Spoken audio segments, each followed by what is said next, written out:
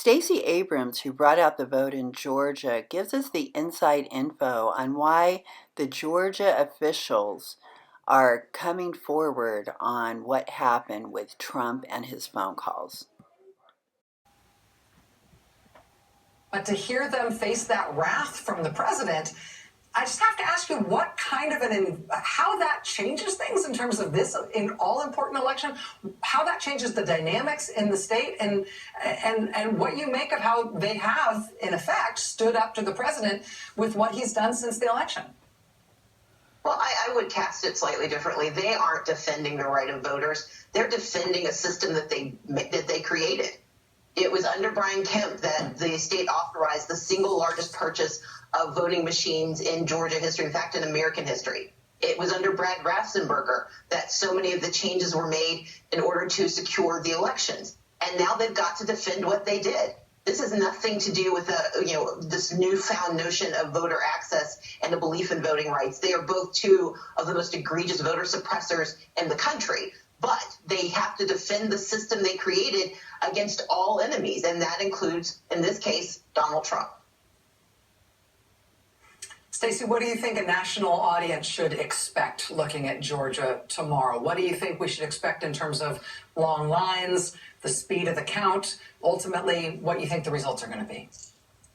I think your characterization of the election was spot on. We don't know what's going to happen. We are excited about the turnout that we've seen. More than 3 million people have voted early, and buried in that number is 112,000 voters who voted early this election but did not vote in November. Of that number, we know that 22% are under the age of 25, even though they only comprise about 12.5% of the registered voters. And of that number, 40% are African American, even though black voters only comprise about 32% of the electorate. What this means is that we are seeing disproportionate numbers of communities that typically sit out these elections showing up, even having not voted before. But we don't know what the Republican turnout will be. Sadly, the miasma of misinformation, propaganda, and conspiracy theory is having an effect on their belief in the system.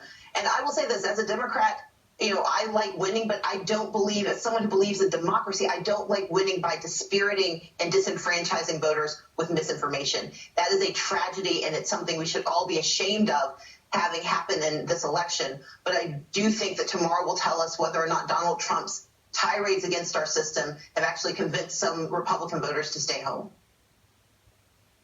In terms of the way this election tomorrow, this special Senate elections, these runoffs are being administered, will there be the same number of polling locations? Will we expect the same type of, in some cases, bottlenecks in terms of people having to wait a very long time in order to cast their ballots? Will it look like it did in November in terms of the way it's being administered, or have changes happened since just those few weeks ago when people were at the polls once before?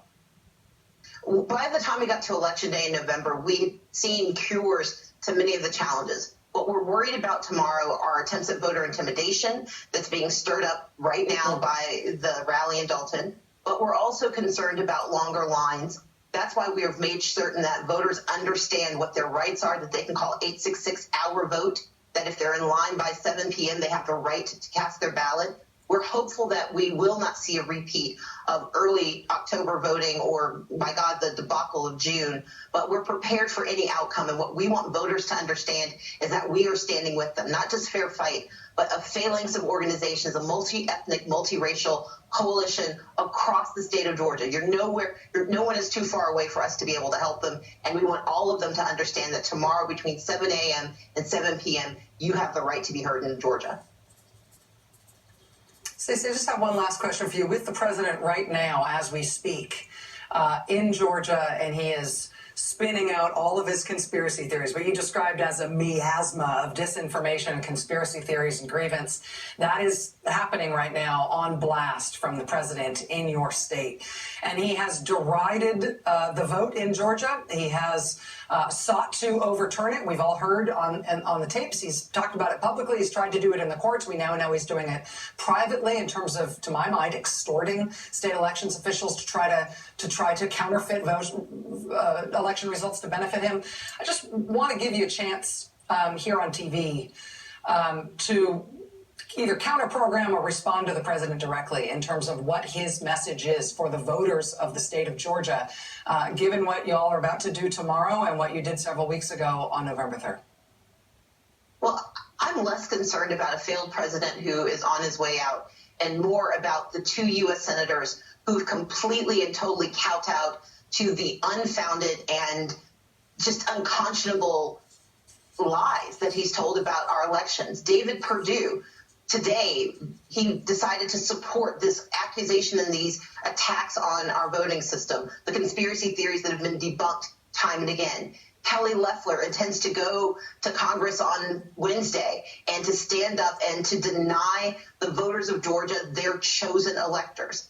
It is a shame and a travesty that these two people call themselves leaders, that they hold the titles of senator. And it is up to Georgians, everyone, to show up tomorrow. If you haven't voted, to show up, to drop off your absentee ballot at a drop box or at a polling location, to go to the polling place and to cast your ballots for Raphael Warnock and John Ossoff. If we want COVID relief, if we want health care, if we want jobs, if we want justice, if we want normalcy, then we have to not only eliminate the scourge that is Donald Trump, but we have to excoriate the terrible leadership that we've seen from David Perdue and Kelly Loeffler by telling them that enough is enough and it's time for them to get out. And you can go to peachvote.com to find out Stacey Abrams. Stacey Abrams, the founder of Fair Fight. Ms. Abrams, thank you so much. I know it's a huge night for you. Keep us apprised as things unfold over the next 24 hours. Can't wait to see how it comes out. Thank you so much, Rachel.